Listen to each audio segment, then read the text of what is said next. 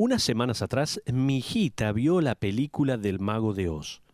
Su hermana mayor y sus hermanitos se cercioraron de que no viera las partes que le podían dar miedo. A la mañana siguiente vino y me dijo que ella era Dorothy y que yo era el hombre de hojalata. Así que ahora anda por toda la casa y hasta en mi oficina con los zapatos rojos de su hermana. Si usted vio ese clásico del cine, sin dudas habrá disfrutado el momento en el cual Dorothy y el resto logran, finalmente, entrar en el gran hall del mago.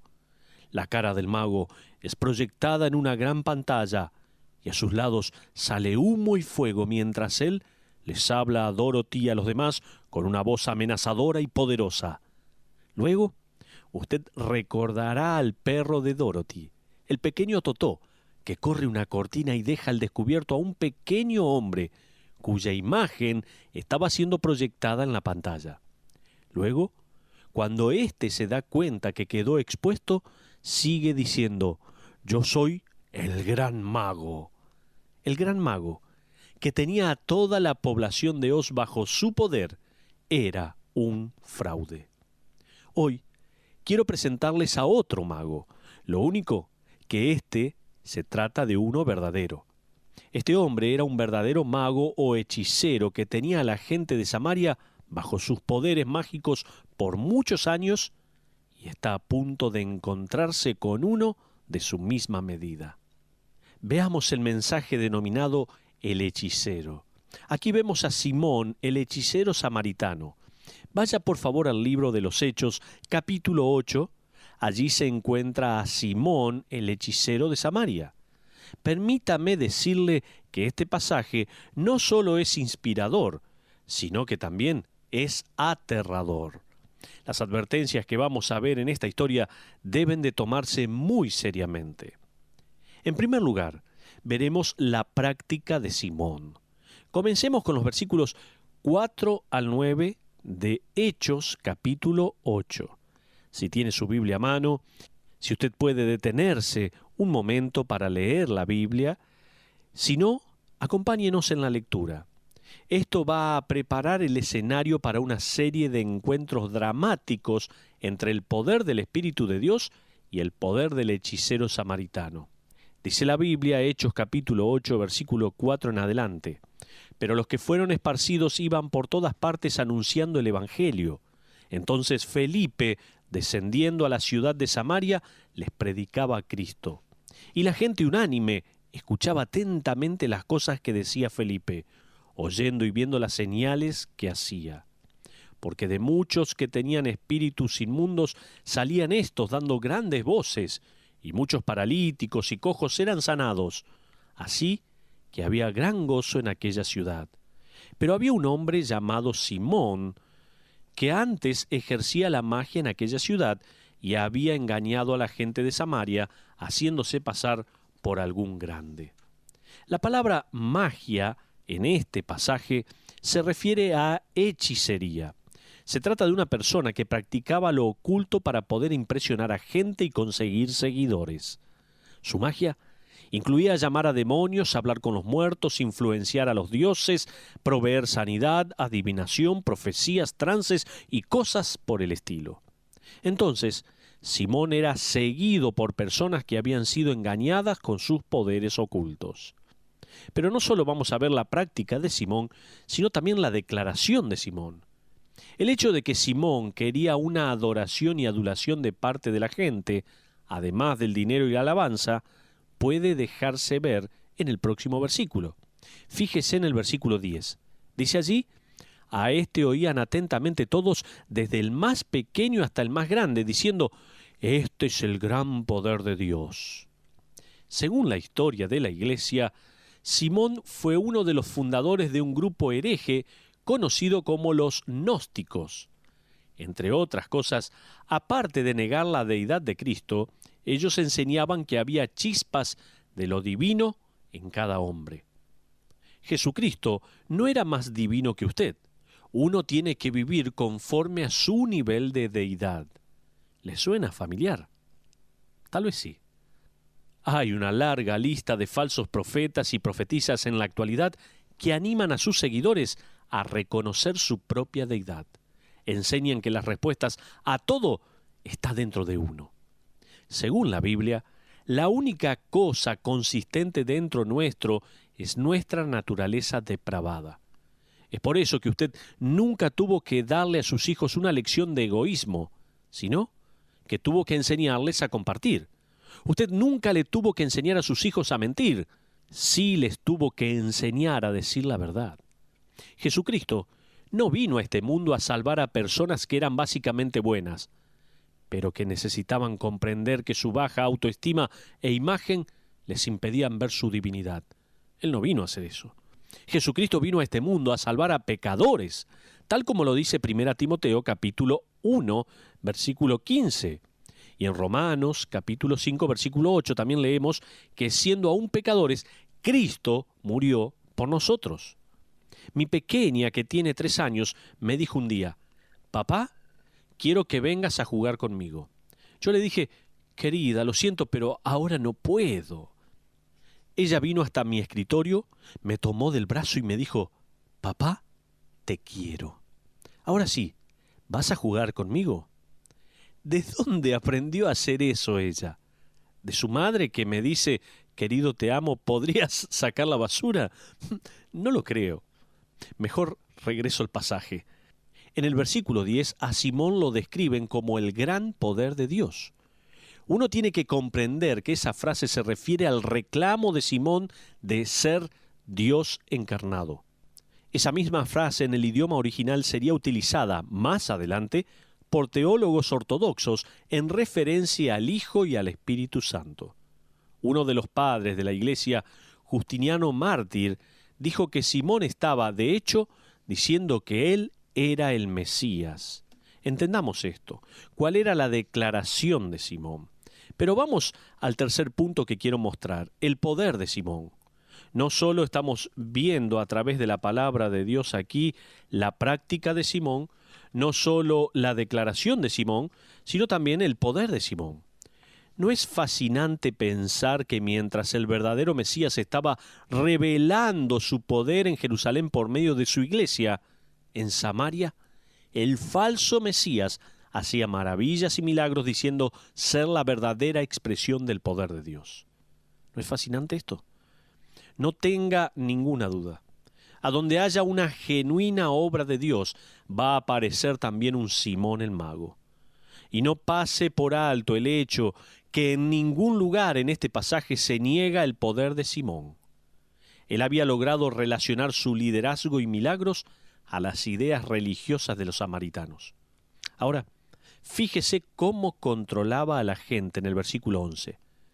Y le estaban atentos porque con sus artes mágicas les había engañado mucho tiempo. Sus artes mágicas eran más que una ilusión, como los magos del faraón durante el tiempo de Moisés, ¿se acuerda? Este submundo era y es capaz de producir fenómenos demoníacos, y como la gente que lo seguía tenía una perspectiva limitada, cayeron en la trampa. Leí el artículo del récord que hizo Steve Fossett en un globo aerostático.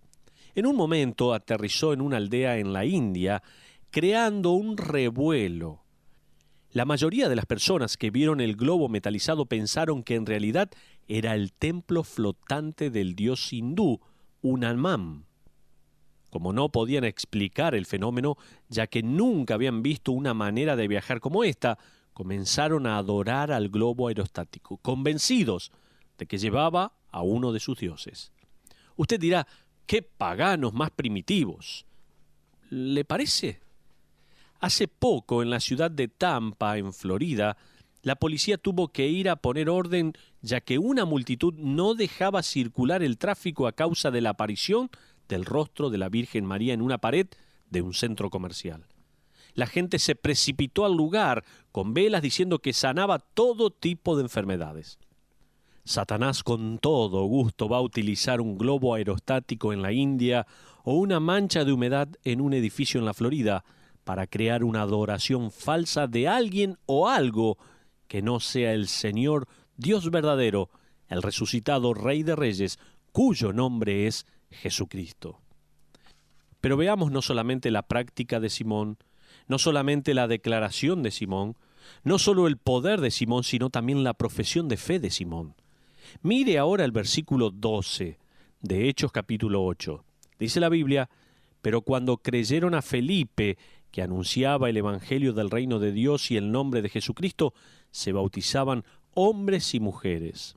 Ahora, sigamos la cronología de los hechos en estos versículos. Fíjese que el versículo 9 nos dice: Simón, que antes ejercía la magia en aquella ciudad, está en tiempo pasado. ¿Se dio cuenta? ¿Qué causó que cesara? El versículo 12 nos dice qué pasó. Después de los milagros y el mensaje de Felipe, hay un gran movimiento. Felipe les habla en cuanto a Jesucristo, la verdadera encarnación de Dios, y el Espíritu Santo atrae a miles a la verdadera fe en Cristo. ¿Qué va a hacer Simón? Va a perder a sus seguidores. Esto es lo que está pasando.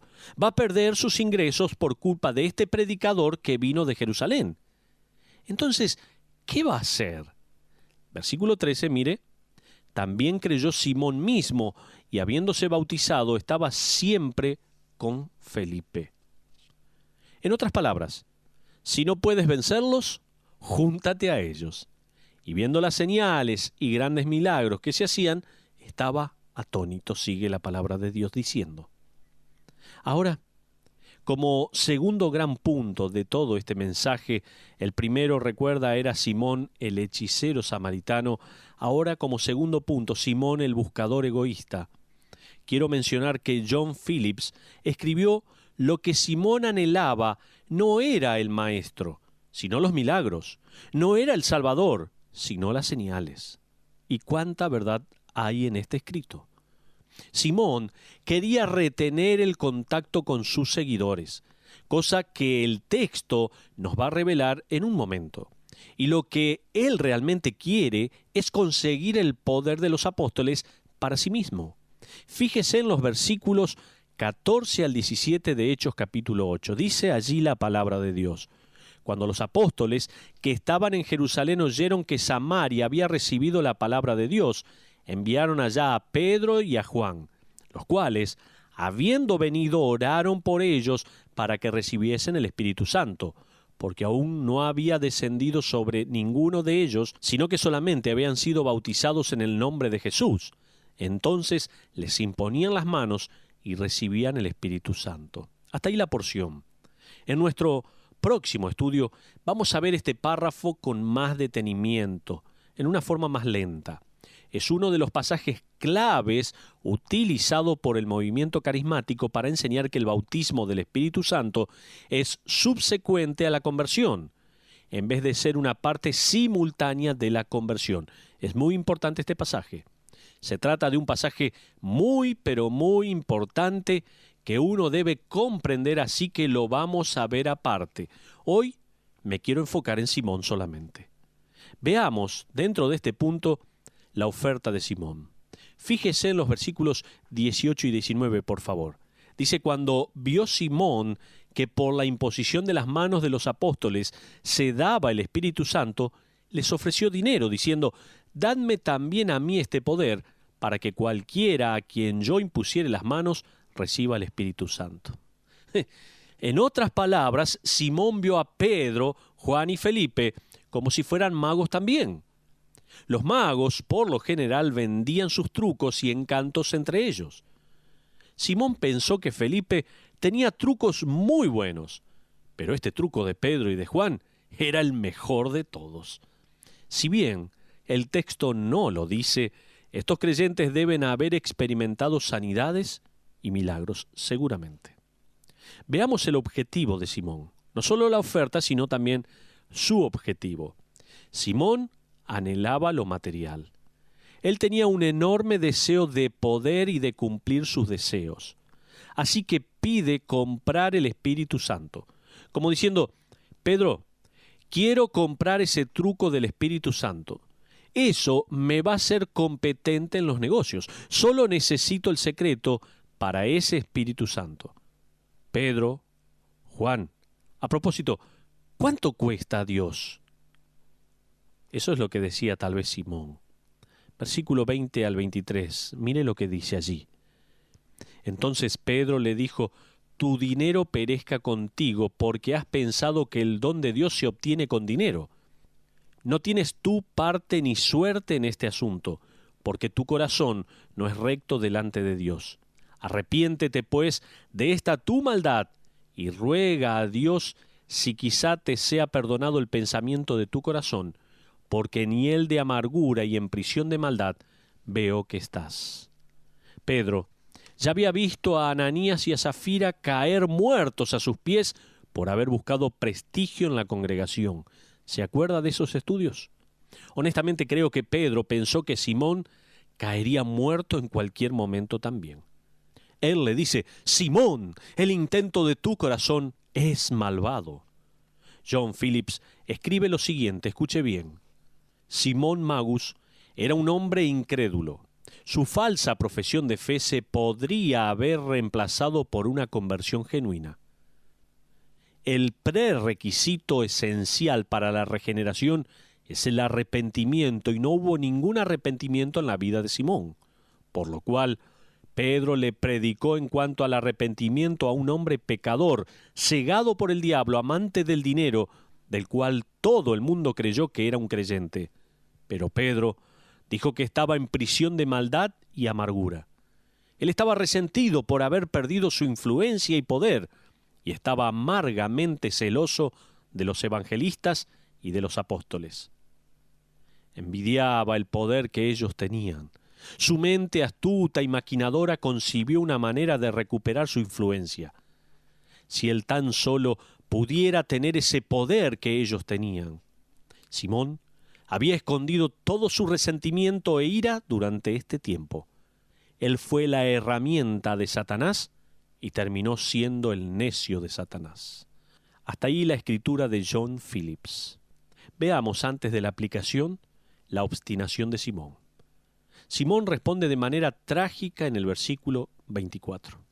Dice allí la palabra: respondiendo entonces Simón dijo: rogad vosotros por mí al Señor, para que nada de esto que habéis dicho venga sobre mí.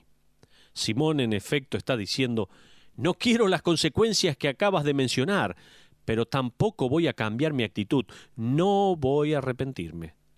Arrepentirse significa cambio de mente, dejar de defender el estado pecaminoso para admitir que uno es pecador y necesita un Salvador. Simón dijo: no, mi corazón permanecerá igual, pero oren por mí para que nada malo me suceda. Vamos a algunas aplicaciones de la palabra de Dios, lecciones de un hipócrita del siglo I. Apliquemos este pasaje por medio de algunas lecciones que podemos ver de este hipócrita del siglo I, Simón. En primer lugar, es posible engañar a algunos creyentes por algún tiempo, pero no al Salvador. Tome nota. Es posible engañar a algunos creyentes por algún tiempo, pero no al Salvador. Siempre me pongo a pensar si Felipe u otro de los que fueron testigos de la dramática conversión y bautismo de Simón no quedaron avergonzados, ya que Simón los engañó. Al igual que muchos en la actualidad, él era miembro del cuerpo, fue bautizado y hasta podía decir la fecha en que hizo su confesión de fe. Pero solo Simón sabía que en realidad él no conocía a Dios, él solo quería utilizar a Dios. He leído en cuanto a Iván el Terrible, y en verdad era terrible. Se trata de Iván IV, que fue el primer mandatario ruso en ser coronado como zar. Era conocido como el Terrible, título que se ganó. Desde niño era reconocido por arrojar gatos y perros desde el techo del Kremlin por diversión. Se crió tratando a las personas de la misma manera que trataba a los animales. Iván creía que él había sido escogido por Dios para gobernar Rusia, así que todas sus acciones, sin importar cuán horribles fueran, eran consideradas como actos de Dios. Uno de ellos era torturar a los ciudadanos de una ciudad cercana, cuyos habitantes consideraban abandonar y escapar a Lituania. En 5 semanas, él mató a más de 70.000 personas. Iván murió el 18 de marzo de 1584. Siguiendo la costumbre de la Iglesia rusa, se declaró que había muerto como un monje. Se le rapó la cabeza como a todo monje y fue enterrado con una túnica de monje. Me imagino que ellos pensaron que iban a burlar a Dios con el procedimiento empleado en el sepelio y que Él recibiría a Iván en el cielo. Uno no puede engañar a Dios con una túnica. Tampoco puede engañarlo con un crucifijo. Alguien escribió en una oportunidad, escuche, en el coro de la vida es fácil simular que uno canta, pero un día cada uno de nosotros tendremos que cantar como solistas delante de Dios. Uno puede engañar a algunos creyentes la mayoría de las veces, pero jamás podrá burlar a Dios. No se olvide de esta aplicación. La segunda lección que quiero sacar de aquí, que podemos aprender de este hipócrita, es que es posible cumplir con todas las reglas y no tener una comunión con Cristo. Simón cumplió con todos los rituales religiosos. Él siempre estaba primero en la fila. Siempre se presentaba como voluntario para ayudar a Pedro. Simón era el que diría, muy bien, silencio por favor, mis amigos, Pedro y Juan tienen algo que decir. Este pasaje, de hecho, demuestra cuán cerca de la salvación puede estar una persona y aún así no ser salva. Simón escuchó el Evangelio, presenció los milagros, hizo profesión de fe por Cristo, fue bautizado y aún así nunca nació de nuevo. Recién al final de la historia descubrimos que todo fue un espejismo. Simón era un hombre detrás de una cortina religiosa, buscando con fervor controlar a otros. Había un rostro espiritual en la pantalla y se veía bien. Simón estaba siguiendo las reglas, pero nunca fue redimido. De no ser por Pedro, que corrió las cortinas y lo dejó expuesto, Simón no solo hubiera sido un miembro, sino que tal vez hubiera sido un líder de la iglesia de Samaria. Me pregunto, y le pregunto a usted, ¿sucede esto en la actualidad? ¿Hay Simones en distintos puestos de la iglesia? Sí. Sí es la respuesta. Parte de la culpa la tiene la iglesia misma. Nosotros le vendemos a Dios a las multitudes como si fuera un sanador, el que va a arreglar todos sus problemas familiares, mejorar sus negocios y darle una inyección de felicidad. Decimos que es un abuelo, un entrenador, un mecánico, un amigo y por último un constructor que ha creado un lugar maravilloso llamado cielo, a donde todos iremos algún día y tendremos lo que merecemos. Así que no me moleste con charlas en cuanto a santidad o el juicio. No decimos eso. Es increíble ver que la gente no quiere ver la parte negativa de las cosas y llega a extremos absolutos. Algunos dicen, me gusta escuchar la palabra cielo, pero no infierno. Quiero creer en el cielo, pero no en el infierno.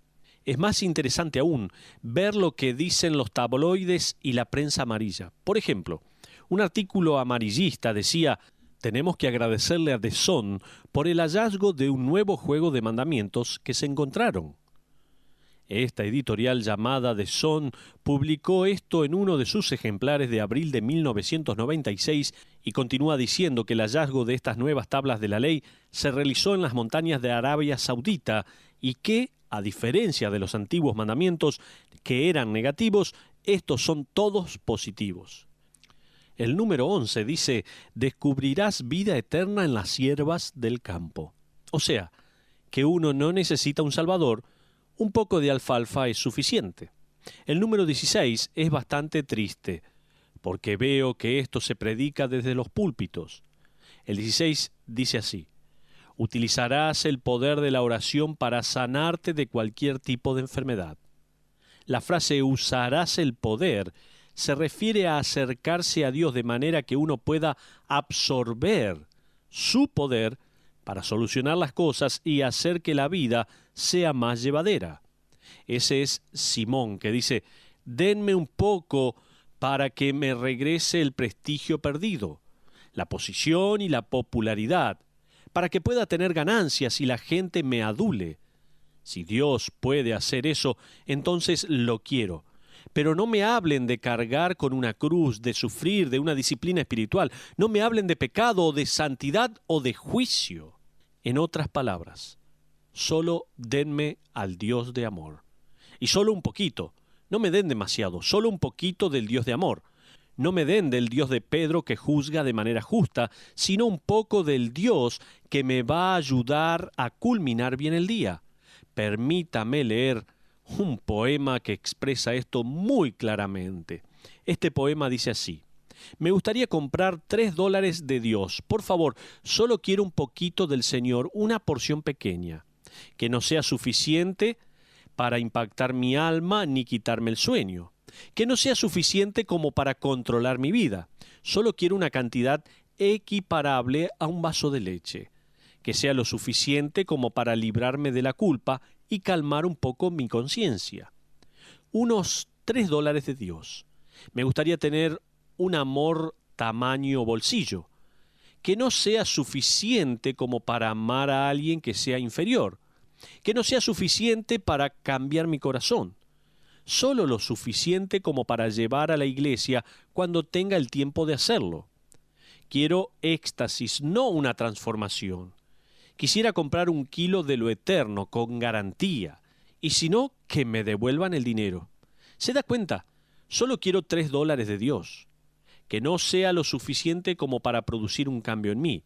Que no sea suficiente como para imponerme responsabilidad. Lo suficiente como para hacer pensar a los demás que todo está bien. Lo suficiente como para llegar al próximo domingo. Solo quiero comprar una porción de no más de $3. Hasta aquí este poema. Le quiero preguntar a usted ahora, ¿cuándo acudió usted a Dios y por qué? ¿Quiere ponerlo en su bolsa de trucos para poder manejar los momentos difíciles de su vida? ¿O tal vez acudió a Dios como un pecador, mostrándole su culpa y pecado, creyendo de corazón lo que dice Romanos capítulo 3, 23, por cuanto todos pecaron y están destituidos de la gloria de Dios? ¿Se aferró a su gracia para obtener la salvación? ¿Qué responde a esto? Uno no nace de nuevo pecando menos. Y uno no compra al Espíritu Santo al dar dinero a la iglesia teniendo una membresía o bautizándose. Pedro dice, el perdón es gratis. Sin embargo, uno tiene que acudir a Dios y admitir que no puede pagar por él. Uno tiene que decir, Señor, aquí está mi pecado por tu santidad, mi maldad por tu justicia, mi culpa por tu gracia, mi desamparo por tu santidad. Me gustaría hacer una invitación y tal vez sea para usted. Tal vez usted necesite decir, no soy un cristiano. He intentado hacerlo creer a otros que yo estaba bien con Dios, pero Dios conoce mi corazón y sabe que es como el de Simón el mago. Realmente no soy un hijo de Dios. Si usted me pregunta, ¿cómo sé que me voy al cielo?, le respondería, estoy haciendo lo máximo posible. Amigo, nadie se va al cielo por haberse esforzado. Es cuando uno deja de esforzarse y simplemente descansa y confía en la obra de Cristo que puede ir al cielo. Quizás usted está escuchándome en este momento y sabe que no es un creyente. Sabe que no nació de nuevo y ha estado resistiendo al Espíritu Santo. Aún así el Espíritu le susurra, arrepiéntase de su pecado y reciba al Señor Jesucristo como su Salvador personal. Le motivo, le insisto, le aliento a que lo haga de esta manera. Si usted no tiene la seguridad de ser una persona que ha cambiado su vida, que Dios ha transformado su ser, una persona que ha recibido a Cristo como Salvador, este es el momento para orar. Allí donde se encuentre, ore a Dios. Señor, dígale así, Señor, reconozco mi pecado delante de ti. Sé que no puedo hacer nada para salvarme. Necesito que tú seas mi Salvador. Te lo pido en el nombre de Jesús. Amén.